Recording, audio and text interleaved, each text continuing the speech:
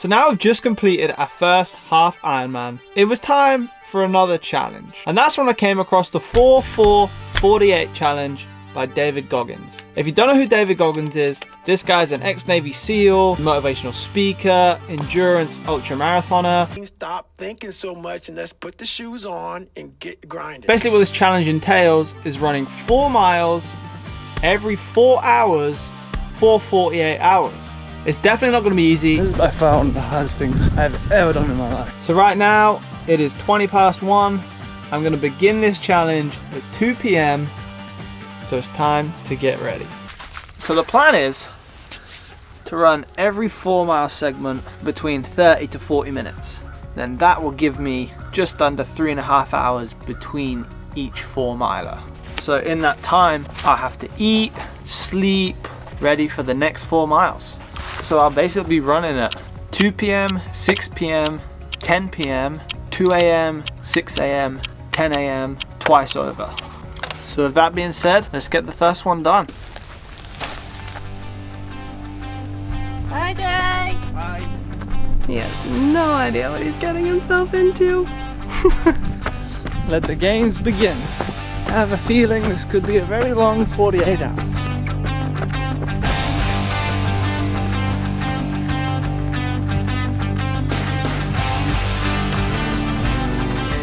Stumbled across a nice hiking trail. So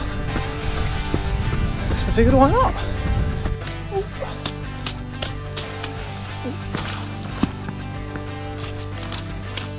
Yeah, so it's getting a little bit boggy. I'm going to turn around, try and find some dirt track again.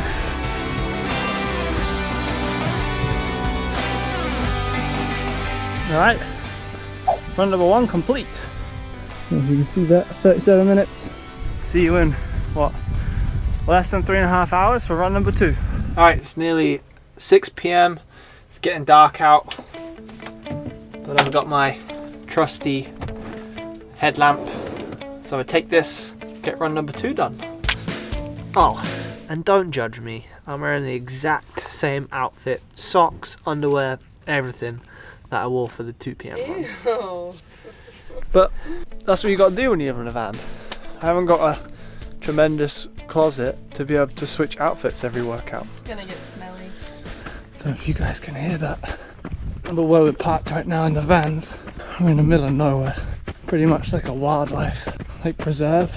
I keep hearing like these, I don't know if they are wolves or something.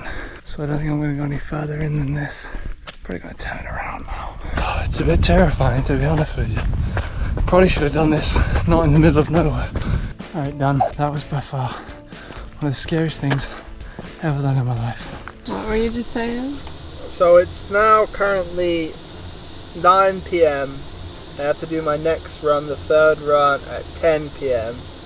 And I am so terrified. I can't tell you guys.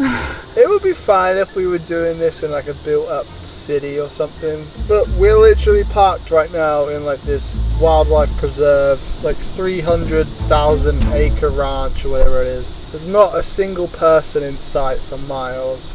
And it's literally pitch black. Let me show you guys. Or not show you, because you're not going to see a thing when I open this door. Oh my god. I would not want to go out there, Jay. I would just run around the van. All you hear out there is like coyotes, all these weird animals screaming. That come out to play. Yeah, so we'll see how it goes. I'm eating some pasta now to see me through the night. 2 a.m. is going to be a struggle, getting out of like bed. At least 6 a.m. will be a little light out, right? Yeah, the next 2 runs are going to be terrifying. Run number 3's definitely come faster than run number 2, huh? I'm so ready for bed. Run number 3 for Jay. Run number 1 for Kelsey. I figured he needed me to fend off wild animals.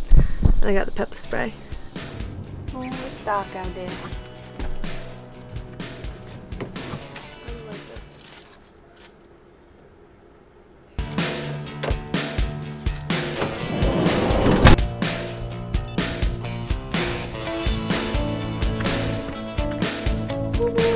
I feel much safer out here with company.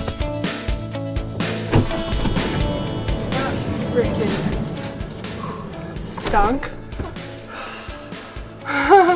We nearly got charged by a bee. Literally, with horn.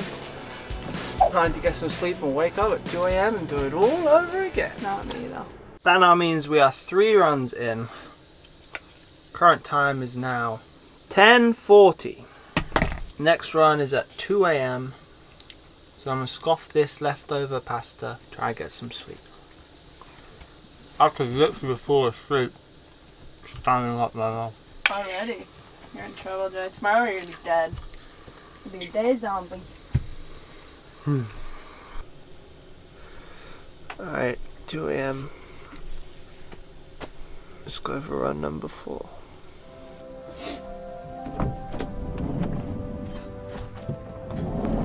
Four miles complete.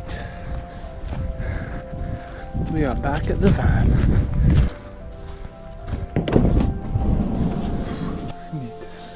To be honest, it wasn't the lack of food or hydration that started to get to me. It was the inability to truly rest. It felt like as soon as I'd settle, it was time for the next run. And I've got to say, this is proving to be a lot harder than I thought. And I'm not even halfway yet.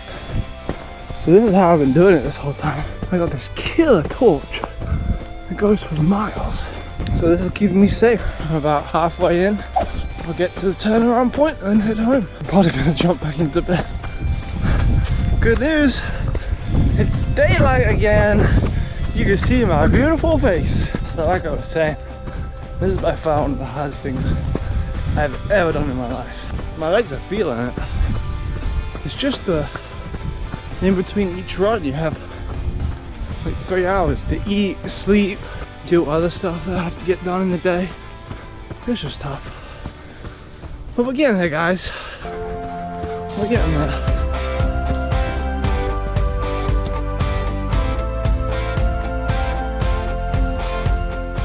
I feel like I'm complaining a lot. Very grateful.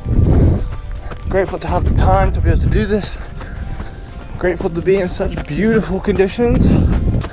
Grateful for my health. Very grateful.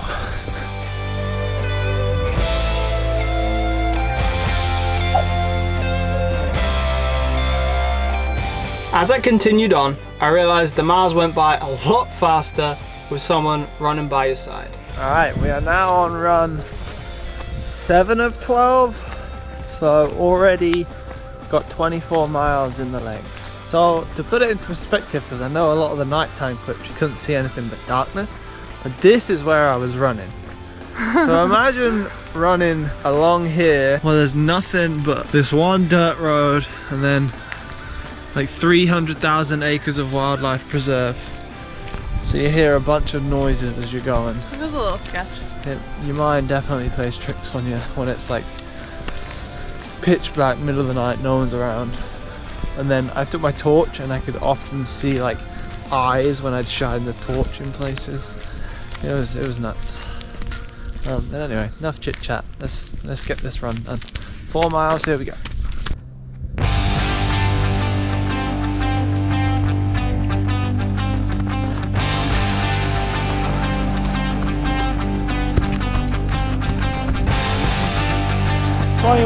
Minutes in, about 21 minutes done.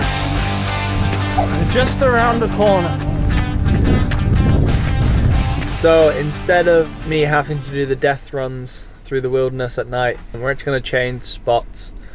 We're going to go to a more populated area with street lights and like people and not wild animals that can eat your face off. Sounds like a good plan. So then tonight's dark runs are safe.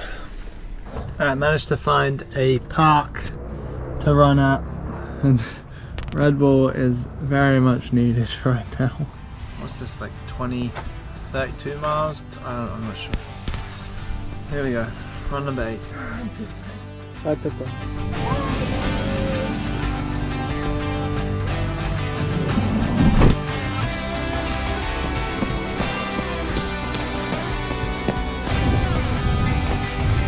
So I actually had to do this run 30 minutes early because the park closes at 6.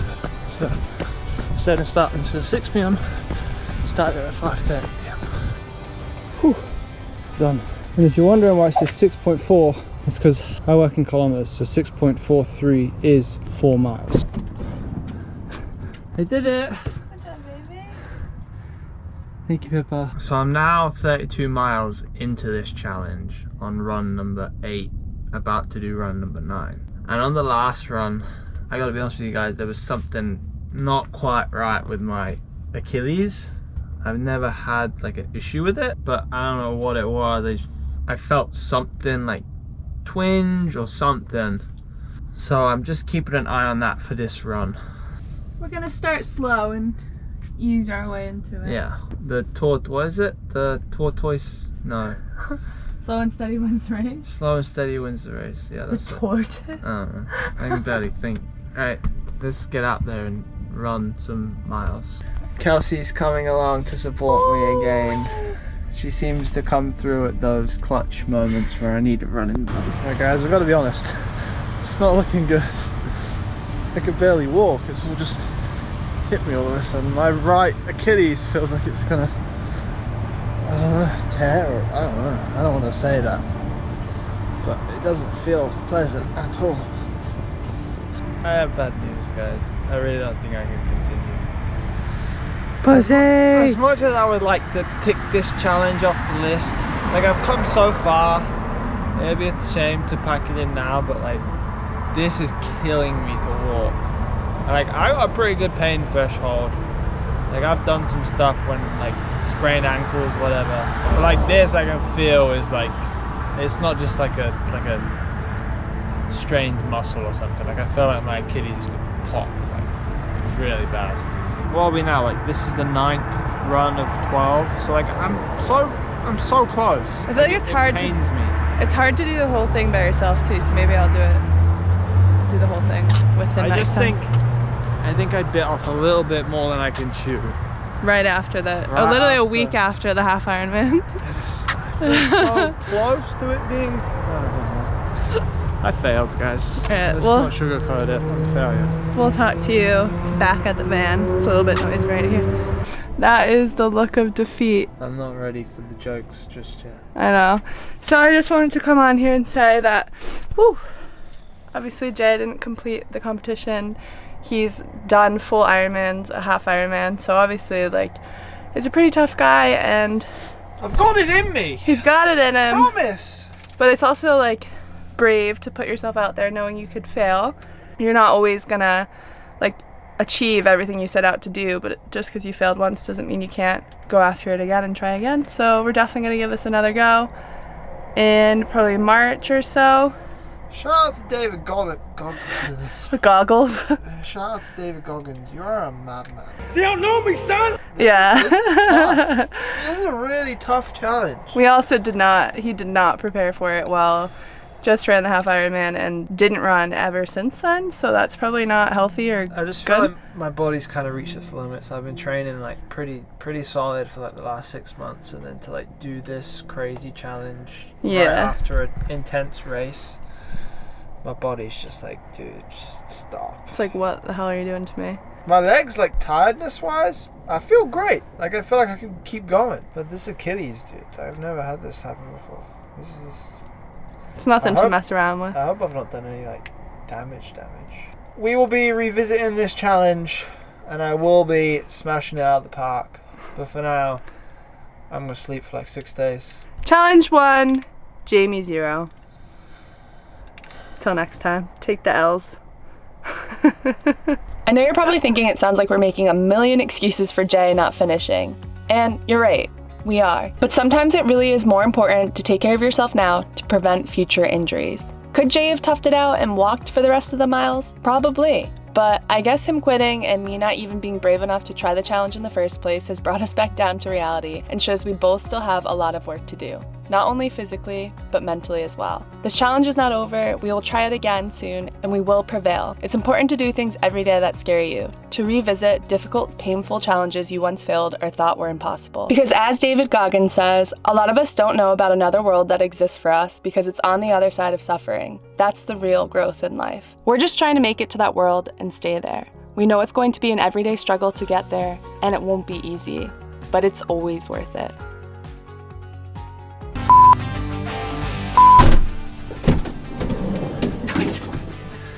Oh, whoops, this is like totally lopsided. How did that happen? You're just gonna have to edit it to be like